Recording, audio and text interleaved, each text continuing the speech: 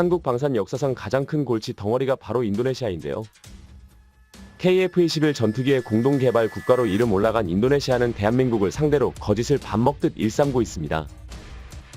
KF-21 분담금을 낼 생각도 애초에 없었으면서 돈을 내겠다고 거짓말을 하더니 결국 양산을 코앞에 문지금까지도 분담금이 아닌 뒤통수만 치고 있는데요. 돈이 없다며 KF-21 분담금 8천억 지불을 미루고 있는 인도네시아는 지난해 프랑스와 10조 원 규모의 라팔 42대를 구매 계약을 체결하더니 최근에는 미국에서 F-15의 최신 개량형인 F-15EX 도입까지 추진하고 있습니다.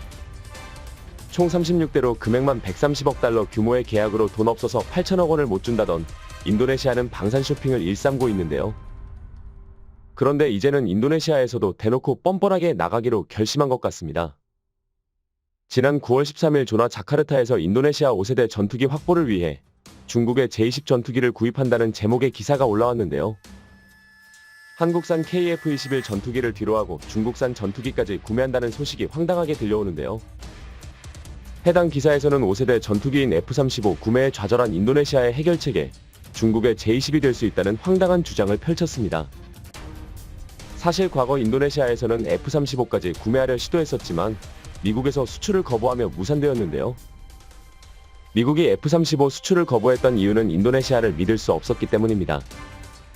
미국의 전투기 중에서도 F-35는 가장 믿을 수 있는 미국의 동맹국에게만 판매되는 전투기로 러시아나 중국과 밀접한 관계가 있는 국가에게는 판매를 거부해 왔었는데요.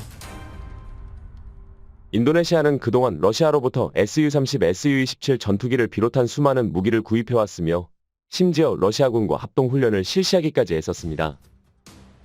중국과도 남중국해를 두고 영토 분쟁을 벌이고 있기는 하지만 밀접한 경제 협력 관계를 맺고 있으며 중국의 1대1로 사업에 동참하고 있기도 합니다. 게다가 미중 대립이 극에 달했던 올해 6월에 인도네시아에서 진행된 다국적 연합 해상훈련에 중국 해군을 초대하여 미국의 공분을 사기도 했었습니다.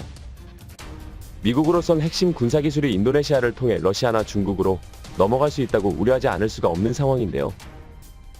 그렇게 F-35 구매는 물 건너간 인도네시아가 새로운 대안을 마련했다고 하는데 그 대안이 황당하게도 중국이라고 합니다. 그러면서 인도네시아가 제20을 구매하면 미국 보잉사의 F-15는 물론이고 F-35와도 경쟁할 수 있다고 주장한 중국 언론의 보도를 인용하며 인도네시아가 제20 구매를 거부할 이유가 없다고 말했는데요. 해외 군사 전문가들은 중국판 F-16이라고 할 수 있는 제20으로 5세대 전투기인 F-35를 상대할 수 있다는 건 말이 안 된다고 말하고 있습니다. 조나 자카르타에서는 제22 5세대 전투기에 사용되는 기술이 적용되었다고 말하고 있는데 바로 추력 편향 기술입니다. 추력 편향 기술은 추진력을 분사하는 엔진의 노즐을 자유자재로 조절할 수 있도록 만들어 기존의 전투기가 상상할 수 없었던 다차원 기동을 가능하게 만드는 건데요.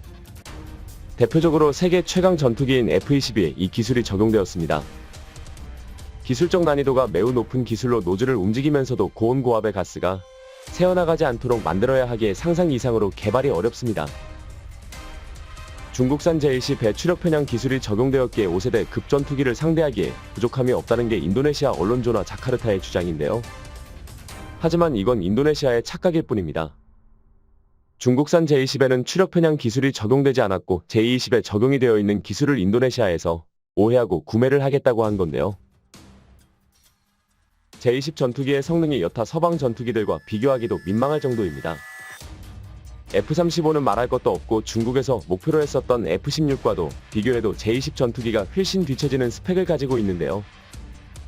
기동성과 전자전 성능은 물론이고 중국에서 자부하는 WSC 벤진은 신뢰성이 매우 떨어져 초기형에는 러시아제 엔진을 탑재했었습니다.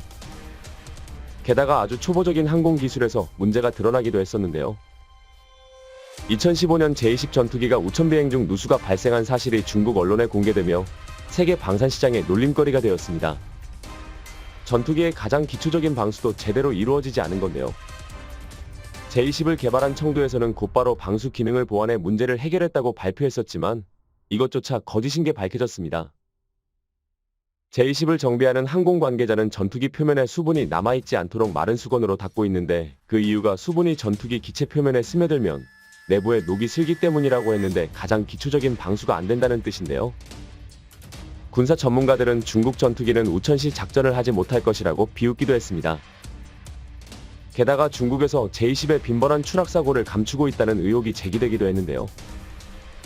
인도의 군사 전문 매체 유라시아 타임즈는 중국에서 제20 전투기 추락은 흔히 볼 수 있는 일이라며 중국 당국에서 제20 전투기 추락 사고를 은폐하고 있었다고 폭로했습니다.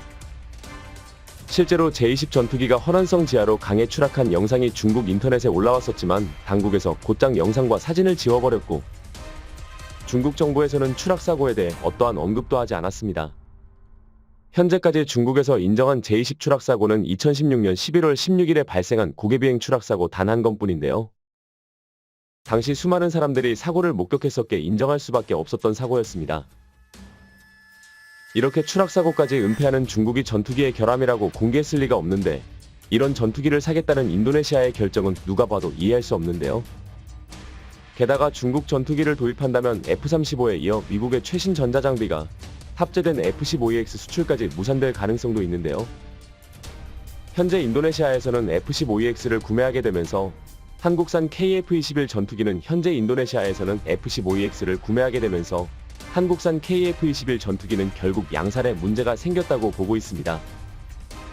그리고 이 모든 문제를 한국이 인도네시아에 기술 이전을 해주겠다는 약속을 어겼기에 발생했다고 생각하고 있는데요.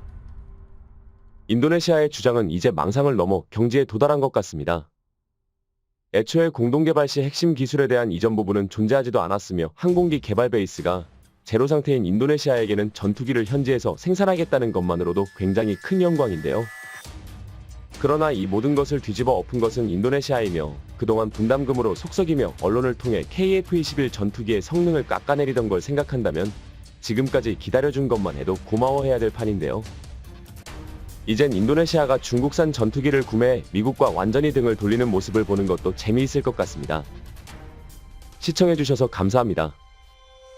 영상이 도움이 되셨다면 구독과 좋아요 부탁드리며 다음에 더 유익한 영상으로 찾아뵙도록 하겠습니다. 항상 함께 해주시는 구독자 여러분 감사드립니다.